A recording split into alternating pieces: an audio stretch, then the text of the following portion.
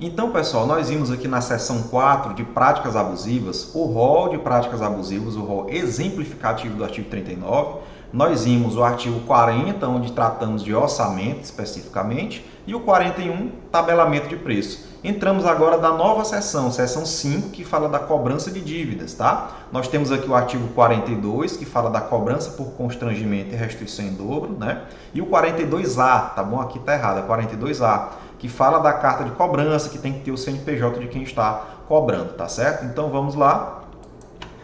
Vamos aqui para o artigo 42. Na cobrança de débitos, o consumidor inadimplente não será exposto ao ridículo, nem será submetido a qualquer tipo de constrangimento ou ameaça, tá certo? Para começar, pessoal, nós temos aqui a obrigação do consumidor de dar dinheiro, não é verdade? Muitas vezes ele recebe o produto ou serviço e depois ele paga, não é verdade? Então o que é que acontece, gente, se ele receber e não pagar, né? O que é que acontece? Antes de responder a pergunta, vocês sabem me dizer, gente, qual é o artigo do Código de Defesa do Consumidor que fala que o consumidor tem que fazer essa obrigação aqui de dar no vencimento da obrigação? Ou seja, o boleto venceu dia 30, tem que pagar dia 30. Onde é que está no Código de Defesa do Consumidor? Não está.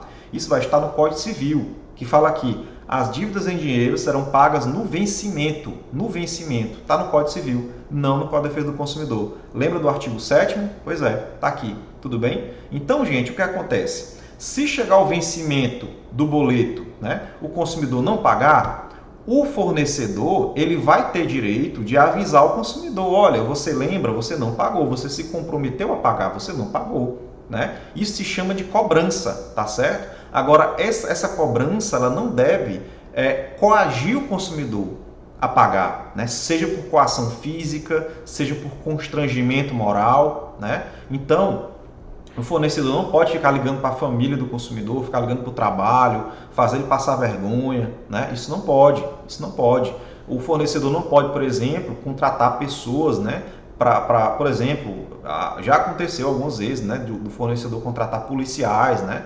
Para dar pressão no consumidor, né? Mediante porte de arma, enfim, isso já aconteceu, tá certo? Então, é muito importante, né, que os PROCONs saibam, né, que o consumidor pode ser cobrado? Pode, mas existe um limite nesse direito de cobrança, tá certo? Não pode usar coação física, não pode usar constrangimento, ameaça, fazer o consumidor passar vergonha, tá certo? Isso não pode. Eu trouxe aqui, inclusive, para vocês essa imagem aqui do TJDFT, tá?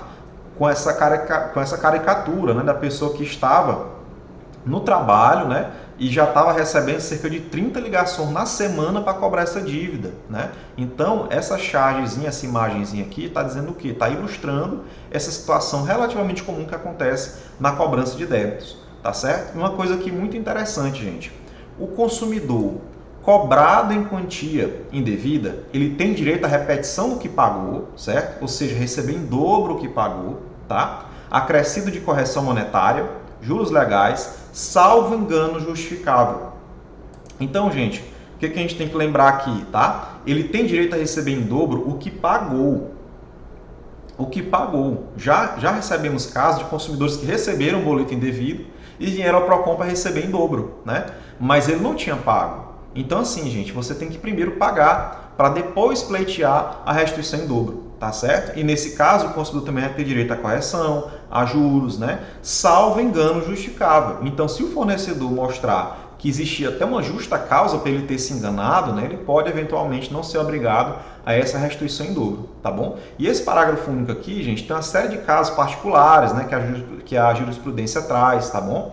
E nesse momento eu remeto vocês, né, para mais detalhes ao nosso banco de jurisprudência, tá certo? Porque, repito, o objetivo desse curso é dar uma noção geral sobre o Código de Defesa do Consumidor, é fazer você entender a dinâmica, para que a partir dali, se for o caso, se você realmente precisar, já sabendo o básico, você se aprofundar com mais facilidade, seja através da leitura de livros, informativos, ou mesmo do nosso banco de jurisprudência, tá?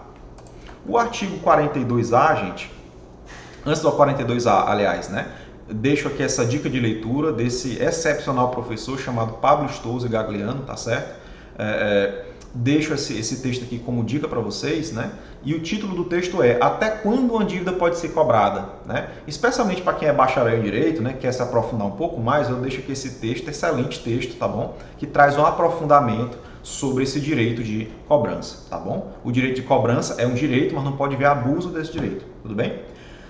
E para finalizar, né, nos documentos de cobrança, o fornecedor tem que se identificar. O que acontecia muito? Né? O fornecedor mandava uma carta cobrando, né, um boleto, pague, né, mas não dava os seus dados. Então, se o consumidor quisesse questionar aquela cobrança, ele não tinha como. Por quê? Porque não tinha um CNPJ, não tinha um nome, não tinha um endereço, tá certo? Então, esse artigo 42A ele foi acrescentado aqui em 2009, né, para tentar coibir essa prática abusiva, ok?